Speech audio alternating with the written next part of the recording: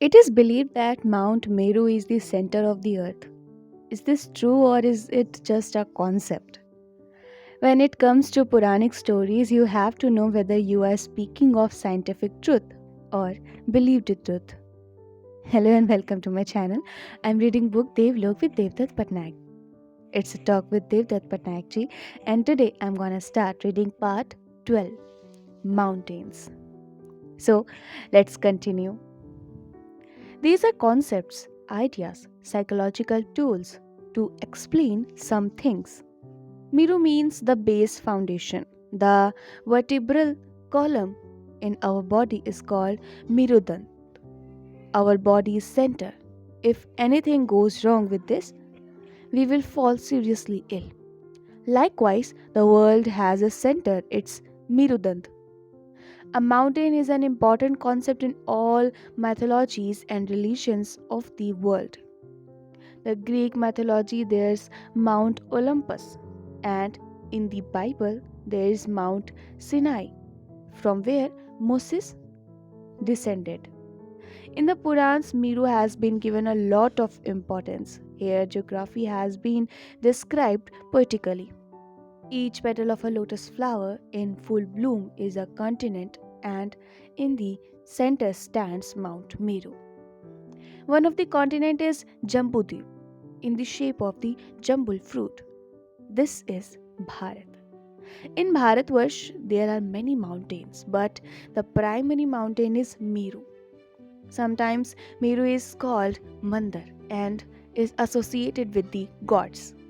On top of the mountain near the clouds is Amravati, abode of the gods. From this mountain originate rivers to irrigate the petal. This is a beautiful poetic concept. How are Vishnu and Shiv related to Meru? This is interesting. As I have mentioned earlier, Shiv is associated with Vairagya or asceticism and Vishnu with a worldly life. Meru's relation with them is also the same. It is believed that beyond the salty waters around the continents in the Kshirshagar, the ocean of milk, the Asurs and Devas used Meru as the churning staff of the Amrit Manthan to extract Amrit from this ocean. So Vishnu used it for creativity to produce many precious things useful for the worldly life. Dharma, earth, calm. Shiv's story is quite the opposite. Three Asurs once established a place, Tripura. These were three cities of three Asurs that were afloat in space, not unlike flying saucers. These Asurs would fly off to different places and trouble people as well as the Devas. They had Brahma's boon, which made it nearly impossible to destroy them.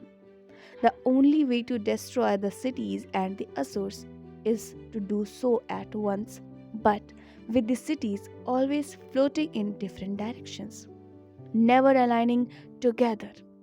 It is extremely difficult, so Shiva takes on the task. He says that the moment they are aligned, I will shoot an arrow. But he requires a powerful arrow and bow to do so. He makes Mountain Meru the shaft of his bow and the serpent Vasuki the bowstring. Vishnu himself is to be the arrow. But after killing the Asurs, he feels so remorseful that he smears the ash from the destroyed cities on his forehead, known as Tripundar, to depict the three cities. These could also be a metaphor for the three words Patal, Bhulok, Swarglok. So Meru can be productive with Vishnu and destructive with Shiv. Why are mountains so important in Puranic stories? Mountains are symbols of stability. Mountains are there when you are born. They are still there when you die. They are, in a sense, eternal symbols of immortality. The opposite of this is water, which is never stable. Water has waves, it is always floating. Vishnu is associated with oceans and Shiv with mountains. There's a balance. Shiv and Parvati are always associated with mountains. Shiv with Mount Kailash and Parvati, as her name suggests, is Parvat's daughter. Meru and Kailash are very different from each other and always compete for attention. Meru has flowing rivers, streams, greenery, trees, fruits, and flowers. It's fragrant, colorful, rich, and fertile. Kailash is the opposite. It's rocky, snow covered, still, colorless, lifeless. The gods and their abode, Devlok, are associated with Meru and the Vairagi, Tapasvi Shiv, with Mount Kailash. Nothing grows there, but it does not affect Shiv, who is always in deep meditation and does not need anything. It's a formidable mountain, and people are afraid to go there. But Shiv, with his knowledge and power, meditating there by himself is of no use to anyone. Indra doesn't dare to go there. So, to bring him down from the mountain, the gods pray to Devi.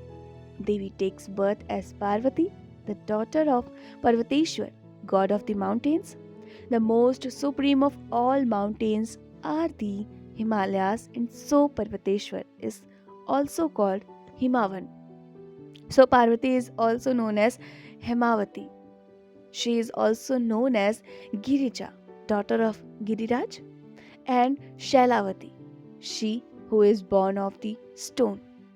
She convinces Shiv to come down to earth and become a householder, partake in the world. She brings him to Kashi, where the river flows, that is, from the stable world to the unstable world. The tension between these two worlds constantly plays out in Puranic stories. So, this is it for today. I'll be back. Till then, keep listening beautiful stories and keep smiling.